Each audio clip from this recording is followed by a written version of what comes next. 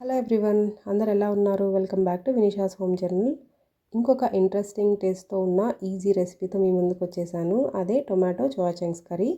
చేసుకోవడం చాలా easy, taste అయితే అద్భుతంగా ఉంటుంది. ఒకసారి ట్రై చేశాక మీరే అంటారు దీని గురించి నేను చాలా తక్కువగా చెప్పానని. టేస్ట్ అయితే అంత బాగుంటుంది. దీనికోసం ముందుగా 10 మినిట్స్ ఒక కప్పు సోయా చంక్స్ని హాట్ వాటర్లో సోక్ చేయాలి. తర్వాత వాటర్ అంతా స్క్వీజ్ చేసేసి స్టవ్ ఆన్ చేసి ప్యాన్ పెట్టి 2 నుంచి 3 స్పూన్లు ఆయిల్ వేసి సోయా చంక్స్ని బాగా రోస్ట్ చేసుకోవాలి.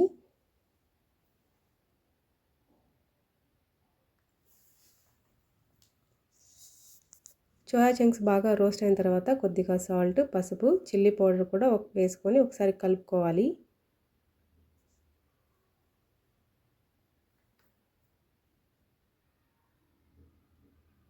కలుపుకున్న తర్వాత దీన్ని సపరేట్గా ఒక బౌల్లోకి తీసుకొని పక్కన పెట్టుకోవాలి.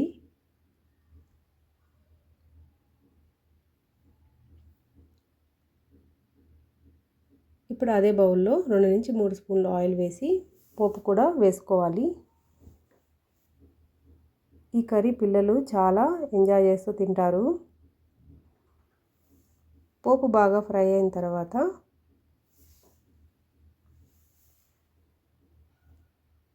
కొద్దిగా కరివేపాకు, కచ్చా పచ్చగా దంచుకున్న 8 నుంచి 9 వెల్లుల్లి రెబ్బలు కూడా వేసుకొని ఒకసారి ఫ్రై చేసుకోవాలి.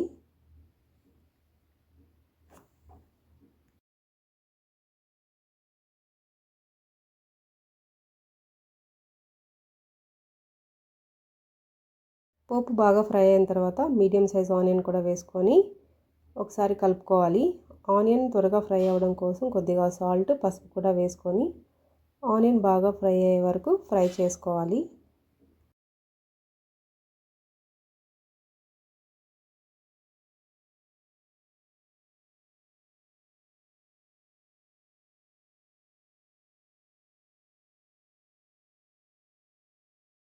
ఇప్పుడు ఈ కర్రీలో మెయిన్ ఇంగ్రీడియంట్ బాగా పండిన టమాటాలు 5 నుంచి 6 తీసుకోవాలి.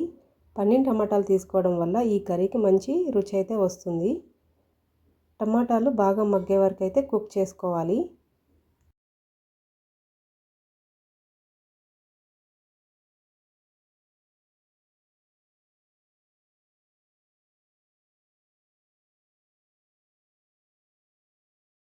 టమాటాలు బాగా కుక్ అవ్వడానికి 4 నుంచి 5 నిమిషాలు అయితే పడుతుంది.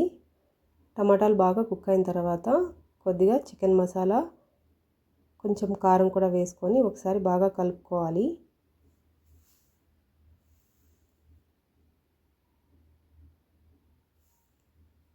ఇప్పుడు ముందుగా రోస్ట్ చేసి పెట్టుకున్న సోయా చంక్స్ కూడా వేసుకొని బాగా కలుపుకోవాలి. ఇప్పుడు కొద్దిగా గరం మసాలా అండ్ కొత్తిమీర కూడా వేసుకొని ఒకసారి కలుపుకుంటే అంతే, చాలా టేస్టీగా ఉన్న హై ప్రోటీన్ సోయా చంక్స్ టమాటా కర్రీ అయితే రెడీ అయిపోయినట్లే. మీరు కూడా ట్రై చేసి ఎలా వచ్చిందో కమెంట్స్లో తప్పకుండా చెప్పండి. నా వీడియోస్ మీకు నచ్చితే సబ్స్క్రైబ్ చేసి లైక్ అండ్ షేర్ కూడా చేయండి. Thank you.